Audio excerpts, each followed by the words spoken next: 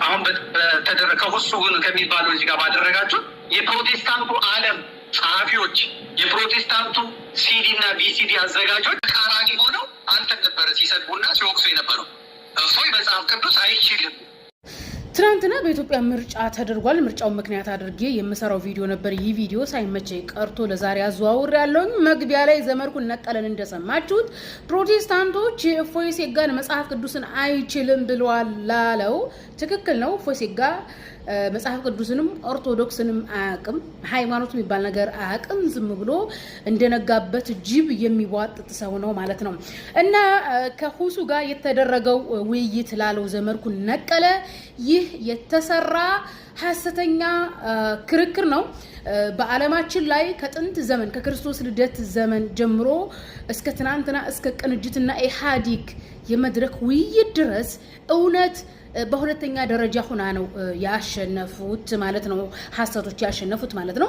በሰው ልጅ ታሪክ የክርክር መድረኮች ላይ እውነት ሁለተኛ ደረጃ ናት ይባላል። ምክንያቱም ተከራካሪው አሸንፎ ለመገኘት የትንፍጩ ዱቄቱን አምጭ ነው። የራሱን እምነት ይክዳል፣ የራሱን ስነ ምግባር ይክዳል። በቃ እዚህም እዚያም ገብቶ አምቦ ጨራርቆ መድረኩን አሸነፈ ለመባል ነው የሚያደርገው። በታሪክ ያለፉትን ሐሰተኛ የመድረክ ክርክሮች መረጃ ሳያችኋለሁ። እፎይ ሴጋ እንደዛ ነው ያደረገው። ኦርቶዶክስን ክዶ የሥላሴ ዶክትሪንን ክዶ ፍጹም አይሁዳዊ የሚመስል ፍጹም ፕሮቴስታንት የሚመስል ፍጹም ኤቲስት የሚመስል ሆኖ ነበረ ክርክሩን ያሳለፈው። ያ ክርክር ነው እንጂ ሃይማኖቱ ውይይት አይደለም። ውይይት ብሎ ማለት እኔም አንተም ተረጋግተን ለህብረተሰቡ የሚጠቅም ነጥብ ከዛም ከዚህ ማውጣት ነው። እፎይ ሴጋ ያደረገው ምንድነው? የውሸቶች ክርክር ነው። በኢህአዴግ ዘመን የ1997 ምርጫ ላይ ሁላችሁም እንደምታውቁት ቅንጅቶች በቴሌቪዥን መድረክ ላይ ቀርበው ክርክር ሲያደርጉ እነሱ ህዝቡ ወዷቸው ነበረ። እነሱ ያቀረቡትን ክርክር ህዝቡ ተቀብሏቸው ነበረ። ኢህአዴጎች ተደናግጠው ምንድነው ያደረጉት? ስም ማጥፋት ማጭበርበር ነበር ያደረጉት። ኦኬ። እንደዚሁም ደግሞ የጆን ኤፍ ኬኔዲ ምርጫ ክርክር ከጆን ኤፍ ኬኔዲ በ1960ዎቹ ላይ እንደውም የመጀመሪያው የቴሌቪዥን ክርክር የተደረገ ፕሬዝዳንታዊ ምርጫ ነውና እዛ ምርጫ ላይ ከጆን ኤፍ ኬኔዲ ጋር የፕሬዝዳንታዊ ምርጫ ያደረገው ሰውዬ ምክትል ፕሬዝዳንት የነበረ በፖለቲካ ትልቅ ልምድ የነበረው ጭምት ሰው ነው። ነገር ግን በቴሌቪዥን ሲቀርቡ በመልክ በአለባበስ በፕሮቶኮል ኬኔዲ በልጦ ስለነበረ ቴሌቪዥን የተመለከተው ኬኔዲ ሲመርጥ በሬዲዮ የተላለፈው ደግሞ በጭምትነቱ በእውቀቱ ያኛውን ፕሬዝዳንት ነበር የመረጠው። ነገር ግን ማጆሪቱ በቴሌቪዥን ስለተከታተለ ጆን ኤፍ ኬኔዲን መረጠ ማለት ነው። እዚህ ጋር እውነት ተሸነፈች ማለት ነው።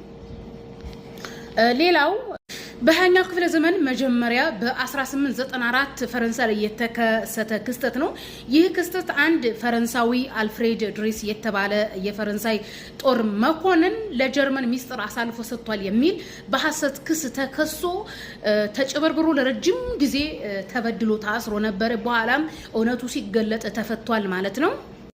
ከክርስቶስ ልደት በፊት የነበረው የሶቅራጥስ የሞት ፍርድ ክርክር ነበረ። ይህ ክርክር እስካሁን ድረስ ትልቅ ጠባሳ ጥሎ አልፏል፣ በእውነት መድረክ ላይ ማለት ነው። ሶቅራጥስ ስለራሱ እንዲከላከል ክርክር እንዲያደርግ መድረክ ላይ ቢቀርብም ሶቅራጥስን ጥፋተኛ ለማድረግ የተከራከሩት በማጭበርበርና በማዋሸት ሶቅራጥስን አሸንፈናል በማለት የተሸነፈ መስሎላቸው መድረክ ላይ ሶቅራጥስም በሞት ፍርዱ እንዲሞት ተፈርዶበታል ማለት ነው። ነገር ግን ሶቅራጥስ የሞት ፍርድ የሚያደርስ ጥፋት አላጠፋም ነበረ። ስለዚህ እፎይ ሴጋ ሲከራከር የነበረው በማጭበርበርና በሐሰት ነው ማለት ነው። የኢራቅን ጦርነት ሁላችሁም ታውቁታላችሁ። እንደ ፈረንጆቹ አቆጣጠር በ2003 ኢራቅ ጅምላ የሚጨርስ መሳሪያ አለ ተብላ በሐሰት ተከሰሰች። ለተከሰሰችበት ክስ መረጃ ሲባል የተጨበረበረ መረጃ ነበር አሜሪካና እንግሊዝ የተባበሩት መንግስታት ድርጅት አቅርበው ኢራቅ ላይ ጦርነት እንዲነሳና በሚሊዮኖች የሚቆጠሩ ህዝቦች እንዲጨፈጨፍ የተደረገው ማለት ነው። በነገራችን ላይ የተባበሩት መንግስታት ድርጅት ኢራቅ ጅምላ ጨራሽ መሳሪያ እንደሌላት ያውቃሉ። ነገር ግን አሜሪካና እንግሊዝ አላት ብለው በሐሰት ሲመሰክሩ መረጃ ሲባሉ እንግሊዝና አሜሪካ የሐሰት የማጭበርበር ሰነድ ነበር ያቀረቡት። በኋላ ግን ኢራቅ ምንም የጅምላ ጨራሽ መሳሪያ እንደሌላት ታወቀ። ነገሩ ካለፈ ህዝብ ካለቀ በኋላ ማለት ነው። ስለዚህ እፎይ ሴጋ ያደረገው ይህንን ማጭበርበር ስራ ነው ማለት ነው። ሌላው በ1950ዎቹ እስከ 1990ዎቹ በሲጋራ ኩባንያዎችና በሳይንስ ሊቃውንቶች መካከል የተደረገ ክርክር ሲሆን የሳይንስ ሊቃውንቶቹ ሲጋራ ለልብና ለተለያዩ የካንሰር በሽታዎች ያጋልጣል የሚል ጥናት ውጤት አግኝተናል ብለው ሲያቀርቡ የሲጋራ ኩባንያዎቹ የራሳቸውን ሐሰተኛ ሳይንቲስቶች በመቅጠር በማጭበርበር አይ ሲጋራ ማጨስ ለልብም ሆነ ለካንሰር ለተለያየ በሽታ አያጋልጥም በሚል የሐሰት የማጭበርበር መረጃ አቅርበው ለግማሽ ምዕተ ዓመት የሳይንስ ሊቃውንቶችን ውሸታም አድርገዋቸው ኖረዋል። ነገር ግን ከ50 ዓመት በኋላ ሲጋራ ኩባንያዎቹ ውሸታቸው ተጋለጠ ማለት ነው። ስለዚህ እፎይ ሴጋ ሶሻል ሚዲያውን እንግዲህ ቀዛዝኖበት ነው የሄደው። ቀስ እያለ የሱ ቅጥፈት ይገለጣል ማለት ነው። የራሱንም ኦርቶዶክስን ሃይማኖት የስላሴ ዶክትሪንን መጽሐፍ ቅዱስን በቃ ክዶ ሲያጭበረብር የነበረ ነው ማለት ነው። በመጨረሻ የሚማነሳላችሁ ሐሰተኛው የመድረክ ክርክር በሶቪየት ህብረት ዘመን በ1930 እስከ 1960ዎቹ ነበረ። እዚህ መድረክ ላይ እውነተኛ የሳይንሳዊ ግኝቶች በሐሰት በማጭበርበር በክርክር የተሸነፉበት ሲሆን ይህ ክስተት ምንድነው? በሶቪየት ህብረት ዘመን የሳይንስ ተመራማሪዎች በሳይንስ በዘር ማሻሻልና በግብርና ምርታማነት ላይ ያለውን እውነታ ሳይንቲስቶች ደርሰውበት ነበረ። ነገር ግን ይህንን ምን አደረጉ? የሶቪየት ህብረት አድናቂዎች ሳይንቲስቶቹን ውሸታቸውን ነው፣ ይህ የካፒታሊዝም ሴራ ነው ብለው የሶቪየት ህብረት መሪዎች እነዚህን ሳይንቲስቶች እንዲበድላቸው እንዲታሰሩ ነበር ያደረጋቸው። ይህንን ሐሰተኛ የክርክር ውጤት መሰረት በማድረግ የሰዓቱ የሶቪየት ህብረት መሪ የነበረው ጆሴፍ ስታሊን የሳይንስ ተመራማሪዎች ማለትም እውነተኞችን እንዲገደሉ እንዲታሰሩ አደረገ። ከዚህ ግድያና ስርዓት በኋላ ግን በሶቪየት ህብረትና በቻይና በጣም በርካታ ህዝብ በምግብ እጥረት እንዲሞት ሆኗል ማለት ነው። ሳይንቲስቶቹን ቢሰማቸው ኖሮ የዘር መጥፋት ወይም የምግብ እጥረት አይኖርም ነበር ማለት ነው። ስለዚህ ዓለማችን ብዙ ሐሰተኛ ክርክሮችን አስተናግዳለች ማለት ነው። ስለዚህ እፎይ ሴጋ ያደረጋቸው ከኋላ የጠቀስኩላችሁን የነበሩ በዓለማችን ላይ ያለፉ ሐሰተኛ የክርክር መድረኮች ነው።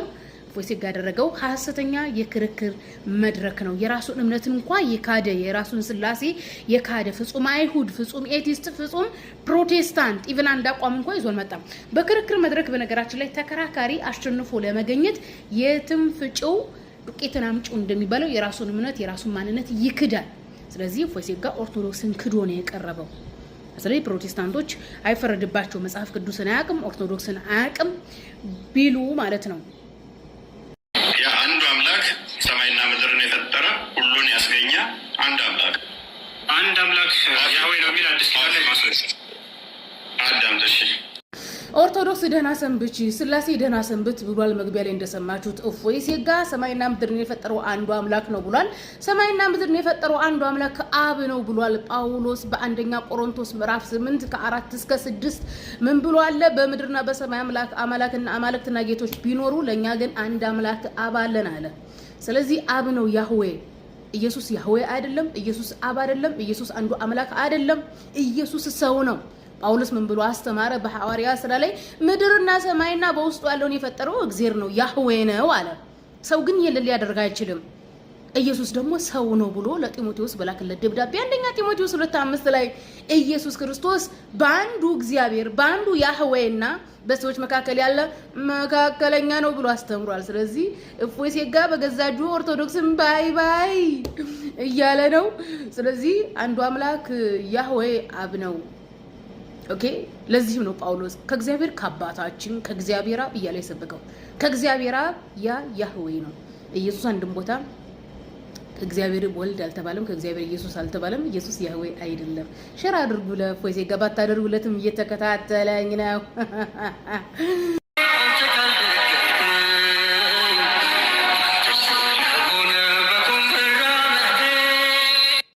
ሙስሊሟ ልጅ ካለ ፈቃዷ ፎቶዋን ወስደው ክርስቲያን ሆንኩኝ ብለው ፎቶዋ ላይ ጽፈው ፖስተው ኮሜንት ላይ እየተንጫጩ ነው። 25000 ሰው አንድ ፖስት ላይ ላይክ አድርጎታል። የእፎይ ሴጋ ውጤት ነው እያሉ ነው።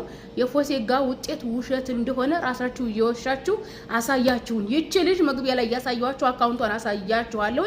ሀያት አማራዊት የምትባል የወሎ ልጅ ሙስሊም ናት።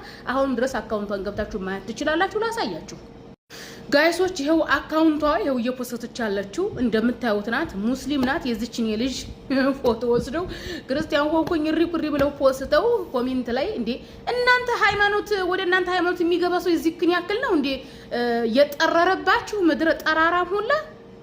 ይሄውላችሁ የልጅቱ ፎቶ የዚችን የልጅ ፎቶ ወስደው ነው እንግዲህ ክርስቲያን ሆነች ብለው ሲቀጥፎ የነበረው። ክርስቲያኑ ሲዋሹ አይደበራቸውም፣ ለምን እንደሆነ አላውቅም። የዚችንም ልጅ ፎቶ ወስደው ከእስልምና ወደ ክርስትና ብለው ቀጥፈው ልጅቱ እንደውም ቤተሰቦች አላመኑኝም ብላ ኧረ እኔ ወደ ክርስትና አልሄድኩም ብላ ፖስታ ራሱ እያለቃቀሰች ነበረ።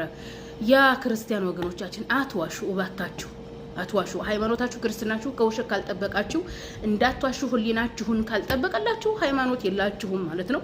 ሃይማኖት ፈልጉ።